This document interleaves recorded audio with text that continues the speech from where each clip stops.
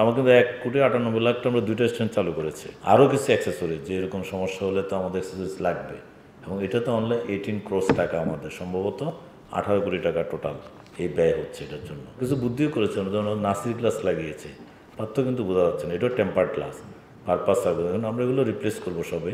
উত্তরে রাস, 10-এ রাস, কারণ বাজার, আয়ারগাঁও রাস, মতিঝিলে রাস, কিন্তু এগুলোতে এখনও কম দিতে। এখান থেকে আমরা হয়তো একটা কোথাও একটা মেশিন করে নিয়েছি। যে রিপ্লেসমেন্টের পরে আমাদের এখন পর্যন্ত নেগেটিভ ইম্প্যাক্ট নাই, কারণ আমরা রিপ্লেসমেন্ট করেছি কোথা থেকে এটা একটু বুঝতে হবে। আমরা করেছি আমাদের লেস ক্রাউডেড স্টেশনগুলো ডিজাইন করা হয়েছে 2035 সালে যাত্রীকে ক্যালকুলেট করে, এভাবে আমরা স্পেশাস করেছি। সুতরাং এই মুহূর্তে তো আমার টার্ন ওভার ধরেন উত্তরা, দক্ষিণ, উত্তরা সেন্টারে কিন্তু ওই টার্ন আউট নাই, দেখবেন মানুষজন কম। উত্তরে রাস, 10-এ রাস, কারণ বাজার, আয়ারগাঁও রাস, মতিঝিলে রাস, কিন্তু এগুলোতে এখনও কম দিতে। এখান থেকে আমরা হয়তো একটা কোথাও একটা মেশিন করে নিয়েছি। আর কিছু জিনিস আমাদের লোকাল টেকনিশিয়ান যারা আমাদের সিগন্যালিং সিস্টেম, ওনারা যেভাবে করেছেন কাজটা, সেটা হচ্ছে যে কী সমস্যা হয়েছে, কী ক্ষতি হয়েছে, সেটা বের করে সেই যন্ত্রটা আমাদের প্রদর্শনী কেন্দ্র, আমাদের ল্যাব ছিল সেখানে, ওখান থেকে আমরা নিয়ে সেখানে লাগিয়েছি। তো প্রদর্শনী কেন্দ্র তো এখন আমাদের লাইভ অ্যাকশনে চলছে, প্রদর্শনী কেন্দ্র আমাদের ভিড় অনেক কমে গেছে। তো এগুলি আমরা যেটা, আপনার পরবর্তী প্রশ্ন যেটা, ফলে যাত্রীদের মেজর কোনো অসুবিধা হচ্ছে না, হোয়াট উই আন্ডারস্ট্যান্ড।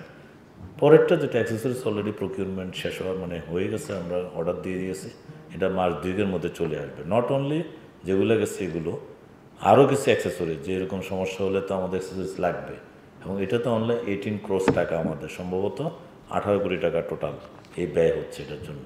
এবং এটা আমাদের উইদিন ডিপিপি কস্ট, নতুন কোনো সরকার থেকে টাকা আনবো না। এবং এটা আমরা আমার আগের বক্তব্য বলেছিলাম যে আমরা যে 1,98,00,000 টাকা মিরপুরে এবং কাজীপুর চালু করে দিয়েছে, এই টাকাটা কিন্তু গভর্নমেন্টে আমরা নতুন করে চেয়ে আনি নাই, এটা আমাদের উইদিন ডিপিপি কস্ট, অর্থাৎ ওই প্রজেক্টের আওতা, ওই প্রজেক্ট থেকে আমরা পুনর্ভরণ করেছি।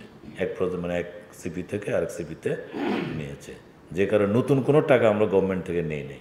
একটা হচ্ছে হাত টাকাটা কমার কিছু কারণ আছে, যেমন আমরা যদি বাইরে থেকে জিনিস আসছে, সরাসরি যদি জিনিস থেকে আনি, তাহলে আমার একটা হলো জিনিসের দাম, তারপরে হচ্ছে ভ্যাট, তারপরে হচ্ছে ট্যাক্স, তারপর হচ্ছে কনসালটেন্ট ফি, এরপর হচ্ছে কন্ট্রাক্টর ফি, অনেকগুলো জড়িত হওয়ার ফলে এই অংশটা অনেক বড় হয়েছে। কিন্তু আমরা যেটা করেছি, আমাদের যে টেকনিশিয়ান যারা আছেন, GM, director operation maintenance, GM যারা আছেন, সিগন্যালিং, টেলিকম, ইলেকট্রিক্যাল, আমাদের নিজস্ব লোক বল দিয়ে আইডেন্টিফাই করে কী করেছে, আমরা এগুলি লাগিয়েছি।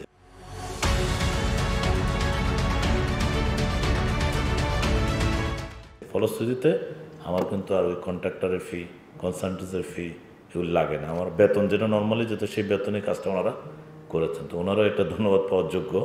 আর যেটা বললাম যে আমরা আইডেন্টিফাই করে আর কিছু বুদ্ধিও করেছেন, যেমন নাসির গ্লাস লাগিয়েছে, তার তো কিন্তু বোঝা যাচ্ছে না, এটাও টেম্পার্ড গ্লাস, পারপাস থাকবে। এখন আমরা এগুলো রিপ্লেস করবো সবে।